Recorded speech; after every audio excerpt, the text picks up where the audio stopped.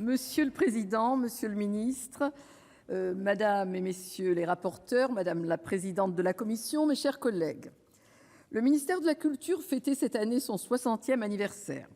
Depuis sa création, sous l'égide d'André Malraux, le fil conducteur de son action n'a cessé d'être l'accessibilité de la culture pour tous. L'année 2020 poursuit cette vocation à travers un budget qui s'élève à 2,96 milliards d'euros, en hausse de 1% par rapport à la précédente loi de finances. Il rassemble les crédits destinés à financer les 3 priorités de notre politique culturelle: le patrimoine, la création, la transmission des savoirs et la démocratisation de la culture. J'évoquerai en premier lieu le pass culture, qui bénéficiera cette année de 10 millions d'euros supplémentaires pour financer son développement. L'initiative est heureuse dans ses objectifs. Nous espérons qu'elle sera en mesure de s'adapter à l'ensemble des réalités territoriales.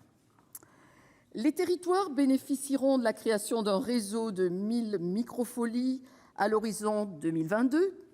Ces nouveaux musées numériques de proximité, qui ont vocation à s'implanter dans des quartiers de politique de la ville, mais également en milieu rural, représentent un investissement de 3 millions d'euros par an. J'ai pu constater dans mon département de la Seine-et-Marne, et plus particulièrement à Melun-Val-de-Seine, l'enthousiasme suscité par ce projet, et les populations ainsi que les établissements scolaires en politique de la ville en bénéficient largement. Le plan bibliothèque, amorcé en 2018, sera doté de 4 millions d'euros supplémentaires. Ces nouveaux moyens permettront d'amplifier les aides accordées aux collectivités locales pour accompagner la création de nouvelles structures, diversifier leurs activités et étendre les horaires d'ouverture. Ce plan est très apprécié, là encore, dans les territoires. Le projet Demos sera doté de 2 millions d'euros et contribuera à diffuser la pratique musicale en zone rurale et au sein des quartiers prioritaires. La musique n'est pas l'apanage d'une élite issue des grandes villes. Le grand compositeur et violoniste Georges Enesco était fils d'agriculteur. Je pourrais aussi citer le jeune Mourad, prodige des quartiers nord de Marseille, découvert alors qu'il jouait sur le piano du hall d'attente de l'hôpital de la Timone. Favoriser l'accès à la musique classique par la pratique instrumentale en orchestre est une belle initiative qui doit se développer. Enfin, nous saluons également la généralisation du dispositif d'éducation artistique et culturelle, doté l'année prochaine d'un budget de 198 millions d'euros. L'année 2020 sera également marquée par de grands chantiers culturels. La rénovation du château de Villers-Cotterêts, symbole historique et futur berceau de la langue française, suit son cours dans les Hauts-de-France.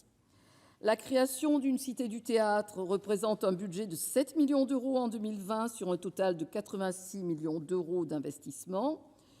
Pour libérer les ateliers Berthier qui accueilleront ce nouvel espace, le gouvernement prévoit la création d'une nouvelle salle modulable au sein de l'Opéra Bastille, dont le budget s'élève à 59 millions d'euros. D'autre part, le Centre national des arts plastiques se verra relocalisé sur le site de Pantin. Si les travaux de restauration de la cathédrale Notre-Dame de Paris seront entièrement financés par l'argent collecté lors de la campagne de souscription publique, le gouvernement prévoit de consacrer 2 millions d'euros au plan d'action sécurité cathédrale. Le fonds incitatif pour la restauration des monuments historiques des petites communes à faibles ressources bénéficiera de 10 millions d'euros l'année prochaine. En contrepartie, un effort particulier sera demandé au musée du Louvre, dont la dotation accusera une baisse de 15%. L'autre versant, souvent négligé de nos politiques culturelles, et pourtant condition sine qua non de leur existence, consiste au soutien à la création artistique au sein du programme 131. Les crédits soutenant le fonctionnement des labels et des structures hors labels seront légèrement revalorisés et le spectacle vivant bénéficiera d'un effort particulier. Nous insistons sur la nécessité de sécuriser les parcours professionnels des artistes en développant les possibilités de résidence et en contrôlant davantage les rémunérations. Plus globalement, ces 3 programmes s'inscrivent dans un double mouvement de déconcentration et de décentralisation des politiques culturelles. D'une part, l'administration centrale se verra décharger l'année prochaine de la gestion de 63 dispositifs au profit des DRAC, Pour accompagner ces transferts, nous saluons la création de 20 ETP au sein des DRAC. D'autre part, l'année 2020 sera marquée par l'affirmation du rôle des collectivités locales dans le développement des projets culturels locaux, invitant l'État à repenser les termes du dialogue avec la mise en place du Conseil territorial pour la culture. Nous saluons également la création prochaine d'un nouveau volet culturel au sein des futurs contrats de plan État-région. Nous sommes plus réservés sur l'article 50, qui prévoit de réduire le taux de réduction d'impôt en faveur du mécénat pour les plus grands donateurs. Nous sommes en revanche très favorables à la disposition adoptée par l'Assemblée nationale en faveur du développement du mécénat de proximité, à savoir la relève de la franchise du plafond des 0,5 % du chiffre d'affaires instauré par la loi de finances pour 2019, en proposant un nouveau plafond de 20 000 €. Cette mesure devrait contribuer à favoriser l'engagement des PME-TPE dans le financement des projets culturels locaux.